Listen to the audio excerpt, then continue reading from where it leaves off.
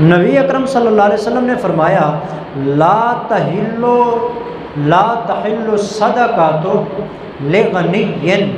سب سے پہلی بات تو یہ ہے کہ مالدار بندے کے لیے صدقہ لینا حلال نہیں ہے۔ مالدار بندہ ہے وہ صدقہ نہیں لے سکتا، اس کے لیے صدقہ لینا حرام ہے جی۔ الا لخمسۃ، مگر 5 بندے ہیں جن کے لیے صدقہ لینا جائز ہوتا ہے۔ آج کل جس دور سے ہم گزر رہے ہیں تو پہلی بات تو یہ ہے کہ سمجھ نہیں آتی کسی بندے کے بارے میں کہ یہ بندہ صدقے کا حال ہے کہ نہیں ہے، اور ویسے جس کو دیکھا جائے ظاہری طور پر عام طور پر یہی نظر آتا ہے کہ یہ بندہ غریب ہے، لیکن بعض اوقات اس کے پاس پیسے ہوتے ہیں۔ تو اس لیے زکوٰۃ اور صدقہ دیتے ہوئے، جیسے زکوٰۃ اور صدقہ دینا فرض اور واجب ہے نا، اسی طریقے سے مستحق کو دینا یہ بھی فرض اور واجب ہے۔ کسی ایسے بندے کو دے دیا جس پہ صدقہ نہیں لگتا، دوبارہ دینا پڑے گا۔ مثلا ایک آدمی ہے، اس نے اپنی زکوٰۃ دے دی ہے جی، بعد میں پتہ چلا یہ آدمی جس کو میں نے زکوٰۃ دی ہے نا یہ مالدار تھا، اس پہ زکوٰۃ لگتی نہیں ہے، یہ زکوٰۃ دوبارہ دینی پڑے گی۔ زکوٰۃ دے دی، بعد میں پتہ چلا کہ یہ نبی صلی اللہ علیہ وسلم کے خاندان کا بندہ تھا، زکوٰۃ نہیں ہوئی، دوبارہ دینی پڑے گی۔ کسی بندے کے بارے میں پتہ چلا جس کو میں نے زکوٰۃ دی ہے وہ شرک کرتا ہے، کوئی زکوٰۃ نہیں ہے، یہ دوبارہ ادا کرنی پڑے گی، اس لیے کہ زکوٰۃ دینا بھی واجب ہے اور صحیح بندے کو دینا بھی واجب ہے۔ اس لیے آپ علیہ الصلوۃ والسلام نے فرمایا کہ 5 بندے ہیں جن کے لیے زکوٰۃ اور صدقہ لینا حلال ہے۔ نمبر 1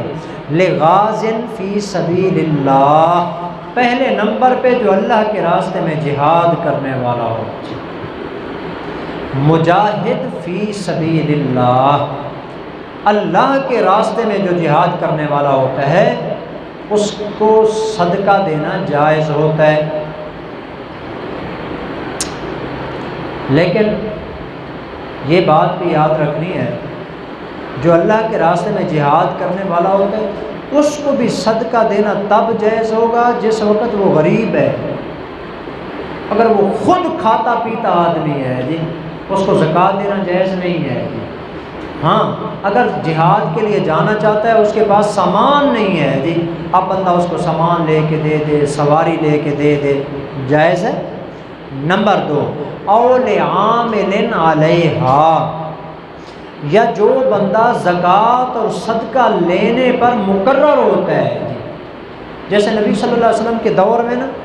زکوٰۃ وصول کرنے کے لیے آپ علیہ السلام نے ڈپٹی لگائی ہوئی تھی، کسی ایک صحابی کو ایک علاقے میں بھیج دیا، دوسرے کو دوسرے علاقے میں بھیج دیا، تو جو زکوٰۃ وصول کرنے کے لیے جاتا تھا نا وہ بھی چونکہ اپنا وقت وہاں پر لگاتا تھا، اس زکوٰۃ کی مد میں سے اس کو بھی زکوٰۃ دینا جائز ہے، کیونکہ یہ زکوٰۃ کے کام میں لگا ہوا ہے، تو لہذا جو زکوٰۃ کے کام میں لگا ہوا ہوتا ہے وہ بھی اس میں سے زکوٰۃ وصول کر سکتا ہے، اس کے لیے بھی کوئی ممانعت نہیں ہے جی۔ اور تیسرے نمبر پر آپ علیہ الصلوۃ والسلام نے فرمایا اول غارم، مقروض آدمی ہے، اس نے قرضہ دینا ہے،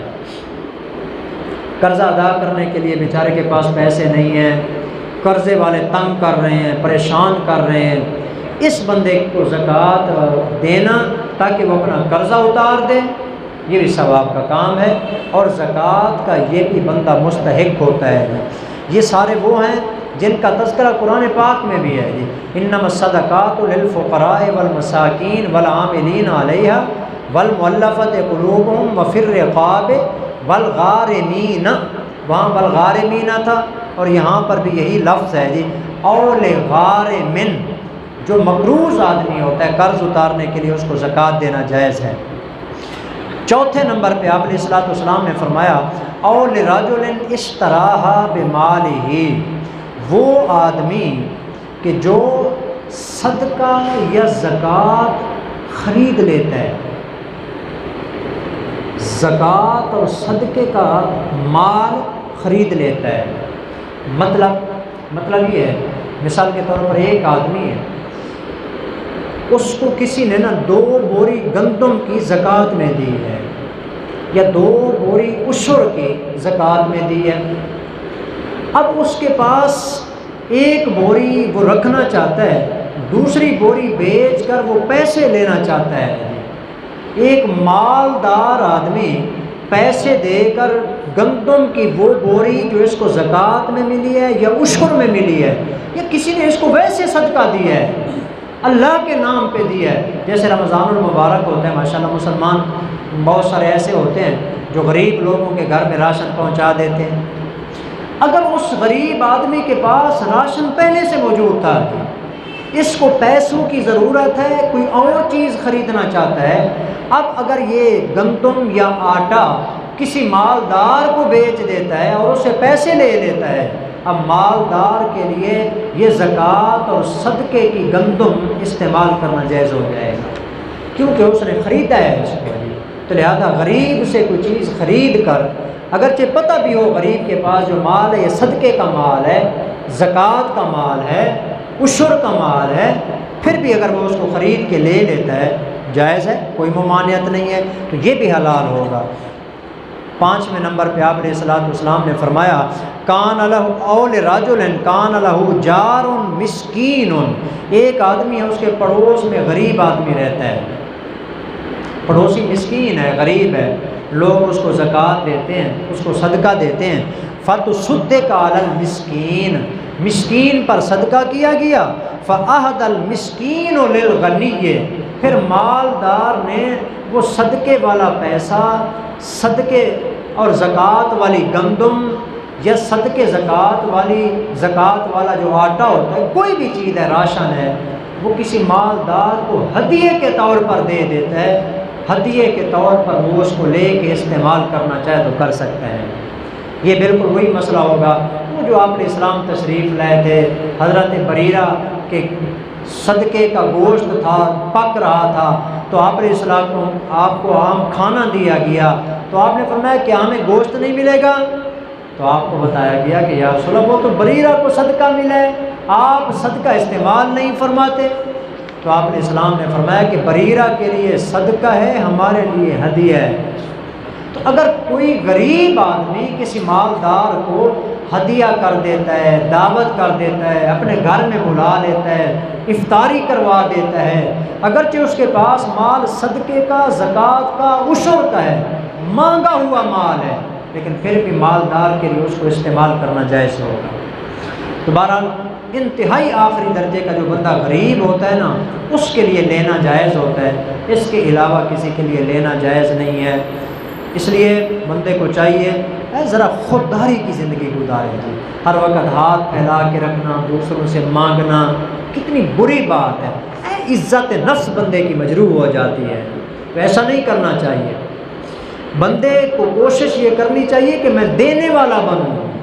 آپ علیہ السلام کی حدیث ہے الید العلیٰ خیر من الید السفلیٰ،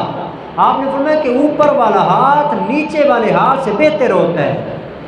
مانگنے والا یوں ہاتھ کرتا ہے، اوپر والا اس کے اوپر یوں رکھ دیتا ہے، جی